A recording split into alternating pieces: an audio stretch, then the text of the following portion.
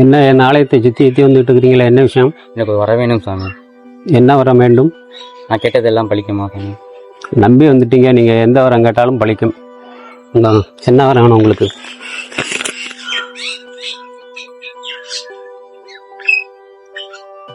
வரத்தை கேள்.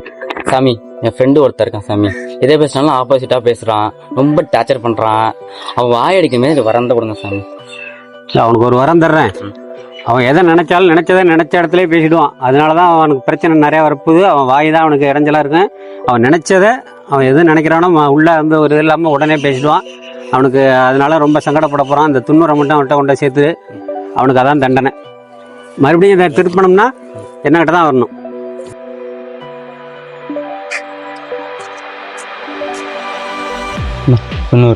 துண்ணூறு யாரா பூசுறா? நீ வேணா மண்டை முழுக்க வாங்கி பூசிக்க, என்னட்ட கொண்டாந்து. அட பைத்தியக்காரா, வேற கிடா வெட்டுறாங்க. ஒரு மனுஷனை மல்லாத்தி போட்டு வெட்ட வேண்டியதானே? கிளம்பிட்டாய். ஐயோ, உன்னோட சேர்ந்தா நான் பப்ளிக்ல மாட்டிக்கிறோம். என்ன சசி, என்ன நெல்லு போடலையா?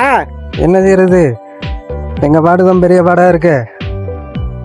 எல்லாம் 2 நாளா வளைஞ்சி அறுத்து டிராக்டரில் கொண்டாந்து கொட்டி காய வச்சு இந்த மூட்டை கட்டி இந்த நெல் கன்றுல இந்த நெல் போடணும்னு சொல்கிறேன். இன்னும் போட மாட்டுறாங்க.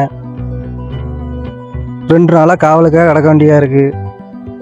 ஏன்னா ரொம்ப அணத்துறீங்களா? என்னடா, உழவுக்கு உழவு மானியம் கொடுக்குறாங்க கவர்மெண்ட்ல, உரத்துக்கு உர மானியம் கொடுக்குறாங்க கவர்மெண்ட்ல, விதைக்கு விதை மானியம் கொடுக்குறாங்க கவர்மெண்ட்ல, பூரா மானியம் கொடுக்குறாங்க. அறுப்பு மிஷினுக்கு மட்டும் தான் காசு கொடுக்குறீங்க. இந்த நெல்லு சென்டர் கவர்மெண்ட் சென்டர் இங்க கொண்டாந்து போடுறீங்க.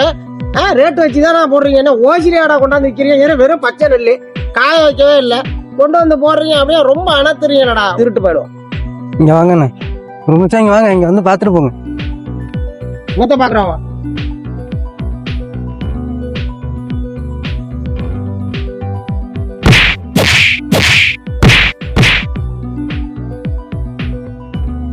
பாத்துக்கிறேன்டா. வாய் வேற கேட்க மாட்டேங்குது. போட்டு பொழந்துட்டெல்லாம் ஒன்று பாத்துக்கிறேன்டா. பஸ்ஸும் வரல, ஒரு மண்ணும் வரல. இதெல்லாம் ஒரு ஊரு. கார்காரன் போறான், லாரிக்காரன் போறான், ஒரு பஸ்ஸுக்காரன் வர மாட்டான். ஆமாண்டா. பட்டுக்கோட்டை எப்போ போகுது?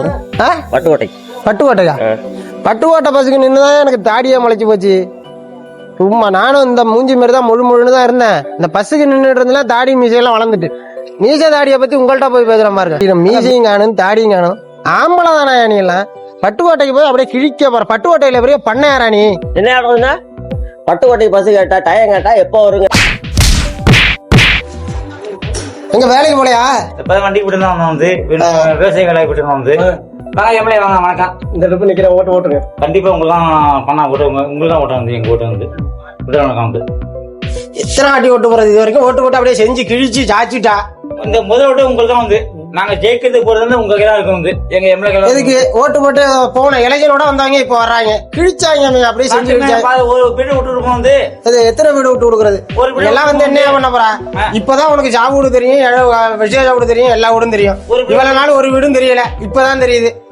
இப்பதான் ரோட்ல போறோம் வரவங்களாம் கண்ணு தெரியுது. நான் அப்படியே நல்ல புள்ள மாதிரி நடந்து வரான் வண்டியை போட்டு. அந்த ஆளு வண்டியை கொண்டாந்து அவனை போட்டுட்டு ஓட்டு கேட்க நடந்து வந்திருக்கான். நீ காலம் பூரா நடந்துகிட்டு தான் இருக்கா. உமா அந்த ஆளு போய் ஓட்டு போடுறோம்னு சொல்லிட்டு இருக்கா. உங்களுக்கு ஓட்டு போட்டு நாங்க பட்ட பாடுபோம். இப்பதான் விவசாயம் நொட்டுது. உங்களுக்கு பச்சை துண்டு போட்டுட்டு கிளம்பி வந்துடுறீங்க ஓட்டு கேட்டு. போயா ஓட்டு கிடையாது உன்னுடைய. உனக்கு ஓட்டு போட முடியாது. சரிയോ பணம் கொடுத்தெல்லாம் என்ன விலைக்கு வாங்க முடியாது. நான்லாம் போகும்பா அப்படிதான். நீ என்ன சொன்னாலும் உனக்கு ஓட்டு போட முடியாதுயா. நான் போட மாட்டேன். கிடையாது. உனக்கு ஓட்டு கேட்டு வந்தா ஒன்னும் போடுறேன்னு இல்ல, போட முடியாதுங்க. பச்சை பேர் மத்தியில மானத்தை வாங்குறா.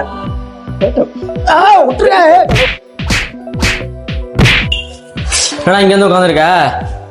ஏன்டா கேக்குற? காலையில இருந்து ஒரு 5-6 பேர்ட்ட அடி வாங்கிட்டா. சரி, போற இடம்லாம் வாயை கொடுத்து வாய் புண்ணானதான் மிச்சம். என் வாயும் கேட்க மாட்டேங்குது. லொடன்னு பேசுறேன், எல்லாரும் போட்டு அடிக்கிறாங்க. என்னன்னே எனக்கு புரியல. ஒரே எரிச்சலா. நீ என்ன பேண்ட் ஷர்ட்லாம் மாத்திட்டு வந்திருக்கா? எங்க போனா? ஒன்னும் இல்ல, ஒரு வேண்டுதல் வச்சிருந்தேன், பழிச்சிருச்சு. 2 கிடா வெட்டலான்னு பார்த்தேன், அதான் ஒன்னு கூப்பிடலான்னு வந்தேன். கிடா வெட்ட புரியா? ஆமா. ஐயோ.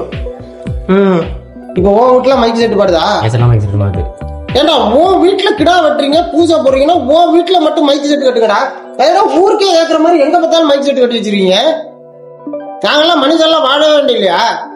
ஏன்னா நாங்கெல்லாம் படுத்து தூங்க வேண்டியதில்லை, பிள்ளைங்க எல்லாம் பள்ளியிடம் போக வேண்டியதில்லை. ஏன்னா ஊரு பூரா மைக் செட்டை கட்டி ஏதாவது வீட்டுல விசேஷம்னா 4 நாளைக்கு பாட்டை போட்டு எங்களுக்கு தலையா வழியா வந்துருக்குறா. மண்டையா வெடிச்சிரும் போற இருக்கு. எப்படி அவன் வேண்டுதல் பலிக்கும்? அது பழிச்சே இருக்காது, பழிக்காது. அப்படியே நீங்க கிடா வெட்டணும்னா சாமி அள்ளி திங்க போறாரு. கிடா வெட்டி நீ திங்க போற, இப்ப என்ன கூப்பிடுற, நான் வந்து திங்க போறேன். யார் திங்க போறாத? உன் வேண்டுதெல்லாம் பழிக்காது. அது உருப்படாது, அது நாசமா போடும். எடுத்தோடனே அவசரமா பேசுறியா? அது வேலை. நீ ஏன் அடி வாங்கினா எனக்கு மட்டும் தான் தெரியும். நீ இன்னும் அடி வாங்கி சாவதாண்டா போற.